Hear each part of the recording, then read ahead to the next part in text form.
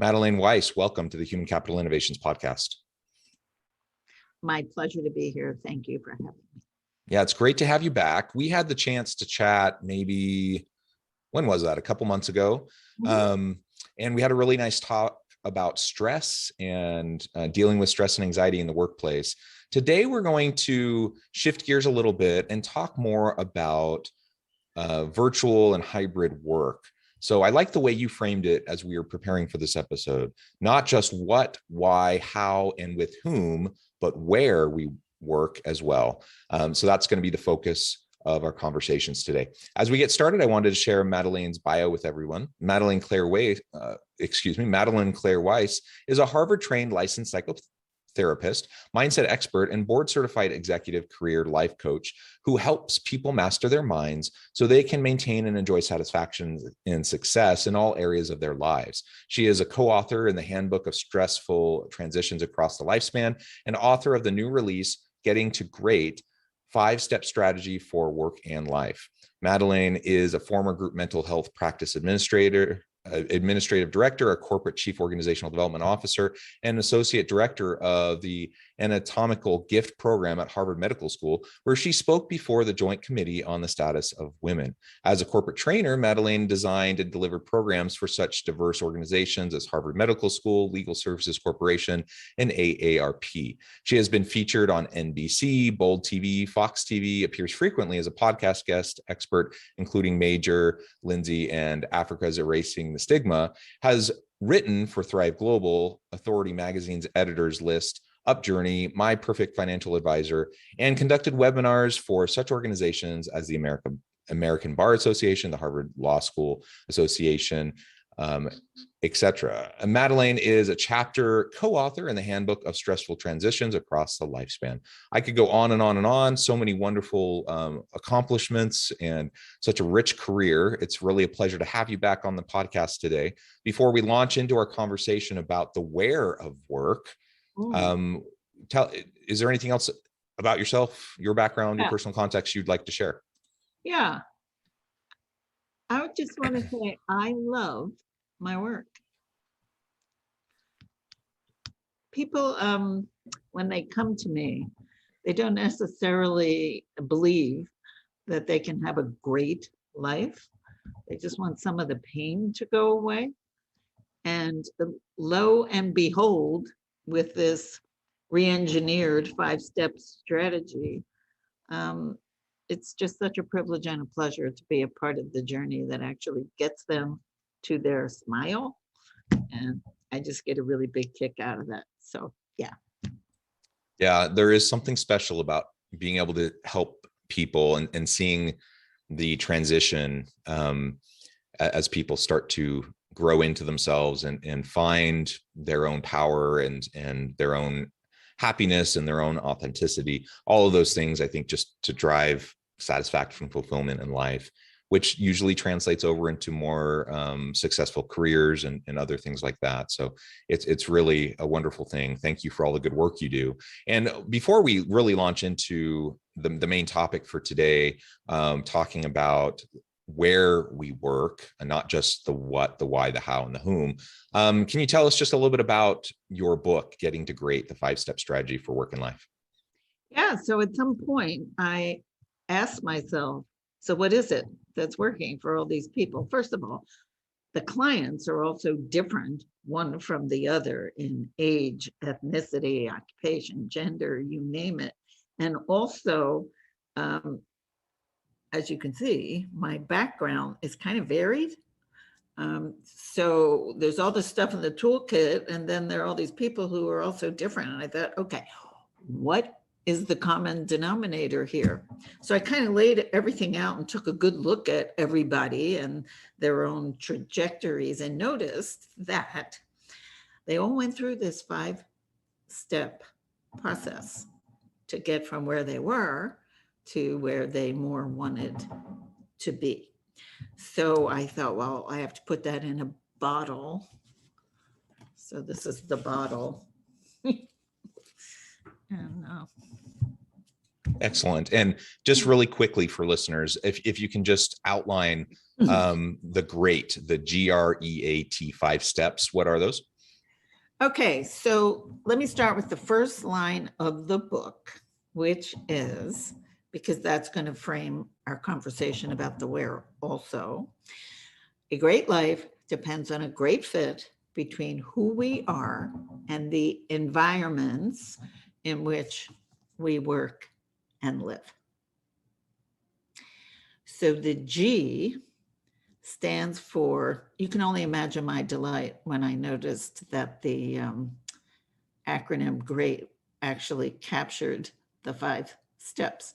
I was pretty thrilled about that. Okay, so the G stands for, as I said, people don't necessarily come thinking they're going to walk out with a great life. They just want some of the pain to stop. And so it's the grounding in the belief that it doesn't have to be like that, that you really can have what feels like a great life, and that we all pretty much have everything we need inside of us to get us there. So that's the G for the grounding in this new mind shift paradigm. And then if a great life depends on the fit between who we are and the environments, then we need to know who we are. So the R is for recognizing who we are, not who someone else necessarily said we should be, or even who we've been telling ourselves we ought to be for so many years of our own lives.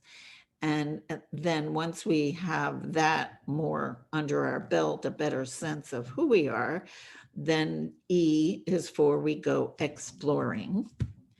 And these are all the opportunities and possibilities out there, that some of which have occurred to us, but we go, nah, I can't do that. Or some never even entered our minds. And then the A is for action. The exploring is tons of fun. It's sort of like dreaming, but we can't stay there because, as William James said, action doesn't necessarily guarantee happiness, but there's no happiness without action.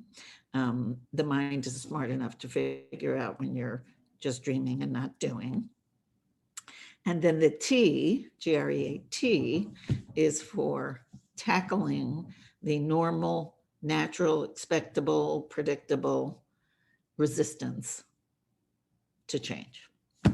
So that's the.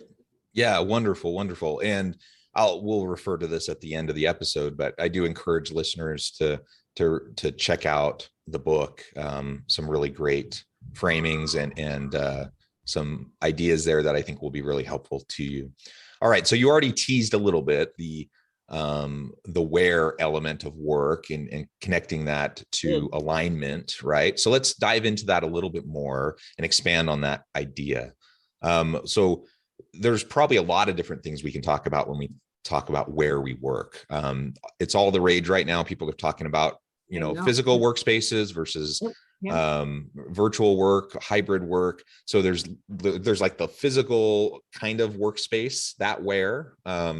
There's also the where, as you were just describing, in terms of, the type of place you're at and how it aligns with who you are and your goals, your values, and those sorts of things.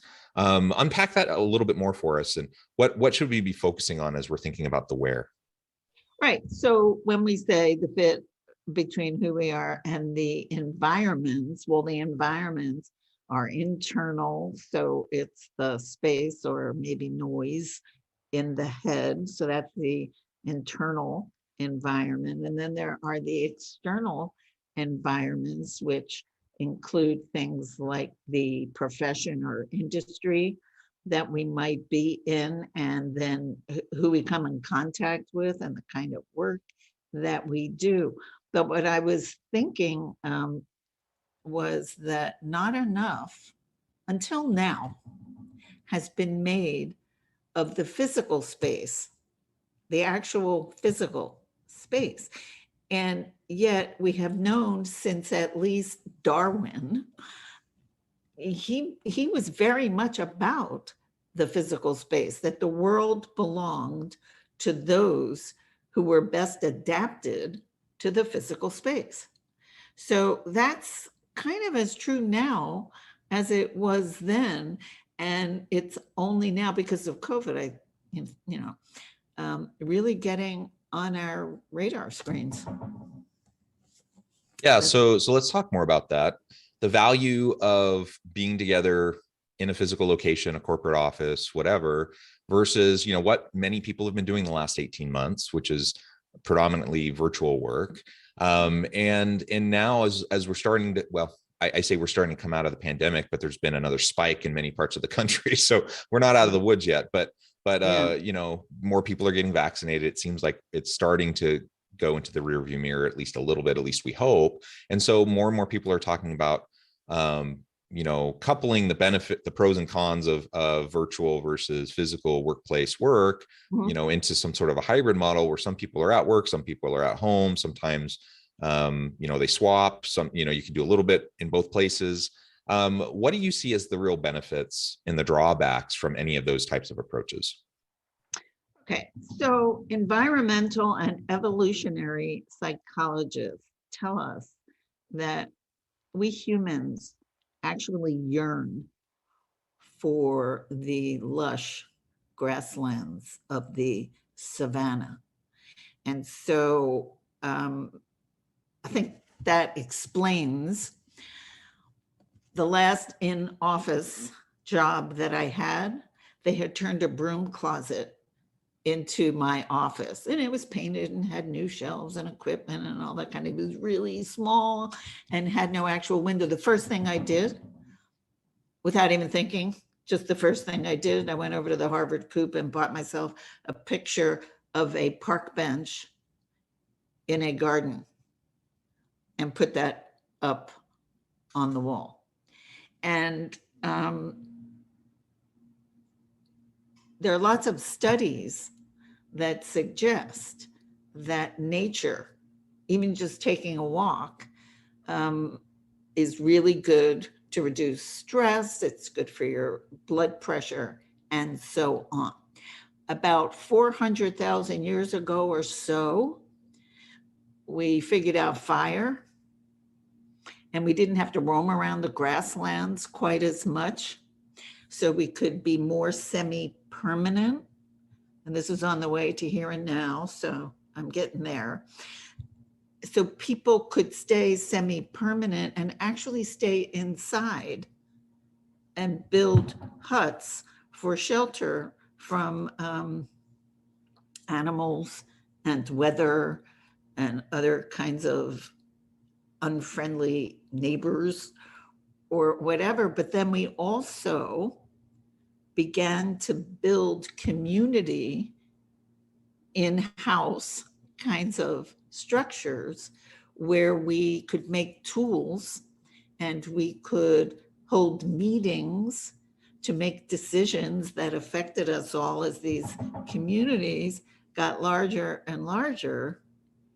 And so these became the first offices. But now they had become so bleak and barren. I gave a talk at, I won't name the place, but it's some place you all know. And I was teaching mindfulness, and they were saying, well, we don't really have any place to go to, if we wanted to meditate, there's no place to do that here. Their offices were completely glass, so people would be staring at them like they're doing Zen. And it is weird.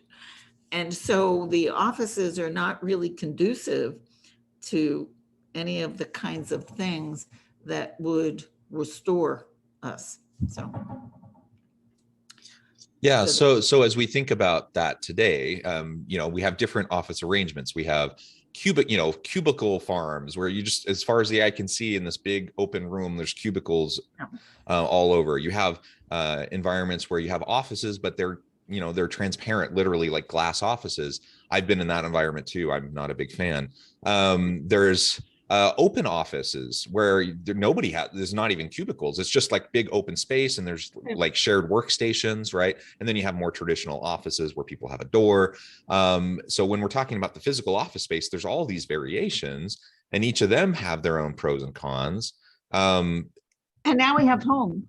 Yeah, and now we have home, and so you're sitting in what looks like to be your living room. Yes. I'm sitting in the corner of my bedroom where I've been working predominantly for the last 18 months. And we also are able to deal with that. And if I, like you said, if I need to reset, if I need to just enjoy nature a little bit, I can go walk my dogs around the park, or I can, whatever. I don't have a window right here, but I do have, like, I'm super close to all of that. And so that's a benefit, certainly, of being remote. But then I also don't have the direct interaction daily with other people on my team that I used to always have, just the casual encounters that we would have, and just the camaraderie. And it's a novelty when we get together and we're like in a meeting all together, and everyone's kind of weirded out by it because it's been so rare over the last 18 months. So I had this idea that was kind of surprised. I haven't heard it said this way. Tell me whether you have. What if we made the office more like home and the home more like the office? And what I mean by that, and I wrote a little list here for myself. So if we made the office more green, with more nature pictures and windows, we all figured out how to do our barbecues outside. Why can't we do our meetings outside? So bring the gardens and the outdoor gatherings and all the touches of nature into the office.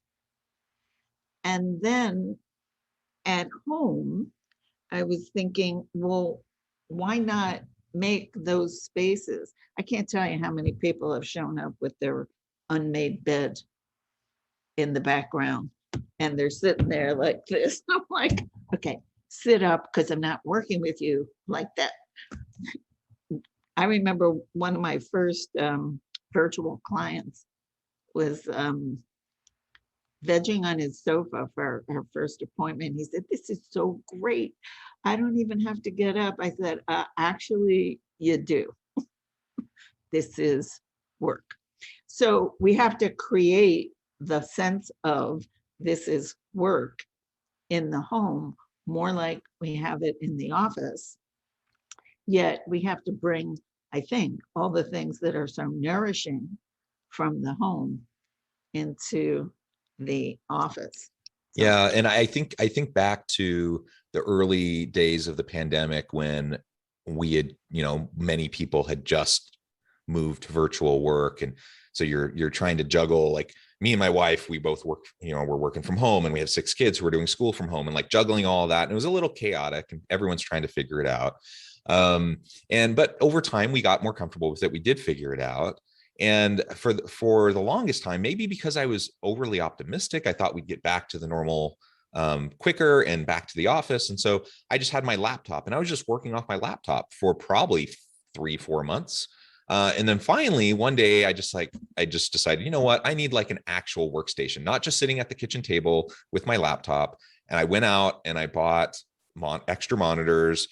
I set up a desk in the corner of my bedroom, okay. And now I have like a full workstation. I have 3 monitors. I have, like, I have an office in the corner of my bedroom, and I can still, do all the home things I need to do and help the kids and do all that kind of stuff. But then I can also come here and I can be productive in the way that I'm used to being productive if I'm at the office.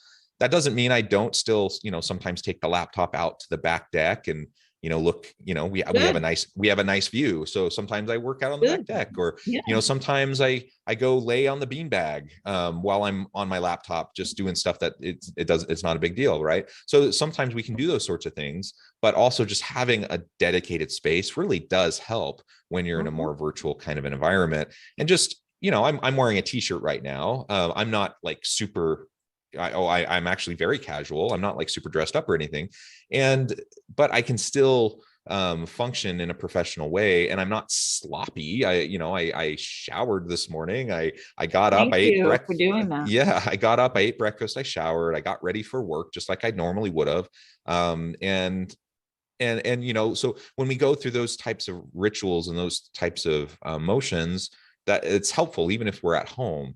And like you said, bringing the comforts of home into the office. There's lots of research on the value of Yes, the green space, the meditative spaces, the like yes. doing stuff outside, bringing your pets to Exercise, work, exercise, like all that, right? napping, Yeah. breaks. Americans don't take enough breaks. There's all kinds of science on that. Yeah. Yeah, absolutely. So we definitely need to be balancing all of that. Now let's talk a little bit more about the hybrid element, though. So many people are recognizing, like many people who said they never wanted to work remotely, they got 2, 3, 4 months into the pandemic. They're like, actually, this is kind of nice. I don't have to commute anymore. I can kind of work whenever I want to work. I don't need, so some people started to kind of get comfortable with it. Other people kind of put up with it, but they're just super anxious to get back to the physical office space. Mhm. More and more organizations are recognizing this isn't necessarily going away, so we have to be able to grapple with it. And so what would you suggest? How would you recommend organizations trying to make sense of what hybrid work arrangements might look like for them and their people? So according to some studies I've read, it actually matters a lot what kind of work we're doing. So for the more creative work, that's really more conducive to this. What I read was a 77% increase in productivity that's possible for people who are doing hybrid for more creative work. Apparently, for more routine, mundane type of tasks, it's better to be in the office. So it's not going to be a one size fits all. I really think it's going to need to be tailored to the individual, and then it's going to stimulate all kinds of sibling rivalry issues at work. So it's going to have to be made clear that this is task oriented. And I think people are just going to have to navigate their way through this very creative period for the future of work. Yeah. Yeah, I think so. And not only potential, you're going to have to, as leaders, you're going to have to deal with potential resentment of some Yeah. people, Yeah. who want more flexibility and aren't allowed to work more remotely. But also, I mean, out of sight, out of mind. If you have some people at work, and other people are at their home, uh, there is definitely the potential for them to be overlooked, to not be utilized as much, to be passed over for promotions or for special projects or those sorts of things. So I think leaders need to be able to think about how to manage the relational elements of this, the integration of people into their teams, how to continue to develop and maintain, sustain the culture you want amongst your team. All of these are things that, don't get me wrong, people have been doing this for a long time. Hybrid work arrangements aren't, I mean, Right. they've existed. It's just not the majority of people have done them. Not like this. Virtual work has existed for a long time too. So it's not necessarily brand new, but it's new to a lot of people. And so we're going to have to be able to wrestle with it and figure it out. And like you said, no one size fits all. What if it was transparently as possible hooked to performance using KPIs or SMART goals or whatever the organization prefers, but somehow hooking it as much as possible to actual measures, things that can be measured. I think that will help with some of the resentments, like so and so isn't doing it this way and you're not because I like him or her and not you. Yeah. But You need to have a good reason for it. Absolutely. Absolutely. Well, Madelaine, it's been a real pleasure. I just looked at the time and it's just flown by. I think we could go on and on and on. Thank you so much for all your insights. It's great to hear about your book. It's great to think more about these issues around the where of work, not just the why, the how, all of those, which are also very important, of course. Before we close for today, I just wanted to give you a chance to share with listeners how they can get connected with you, find out more about your work, and then give us the final word on the topic. there's actually a good section in the book on sibling rivalry at work. It's very inherent and common as part of our human nature. And Steven Pinker does a really good job of helping us to understand that. I can be found at madelaneweiss.com. That's the website. My social media links are there. There are also free exercises there. And for this conversation, I think a really good one would be focus and release. And it's in the pull down in the complementary exercises box. And what's really good about that is for when you're working at home, you probably notice yourself, sometimes it's hard to put something down because now it's time for dinner. So, and not take the work with you. So we, especially the high performers, have a whole lot of trouble sometimes putting one activity down and moving to another. And so what we do is we carry it all around all day long, and then we wonder why we're exhausted and everybody's mad at us. So that would be a really good exercise for people to play with, I think. So. Excellent. Thank you so much. It has just been a real pleasure talking with you again. I invite you to come back anytime. And great. I encourage listeners to reach out, to get connected, find out more about what Madelaine can do for you, check out her book. And as always, I hope everyone can stay healthy and safe, that you can find meaning and purpose at work each and every day. And I hope you all have a great week.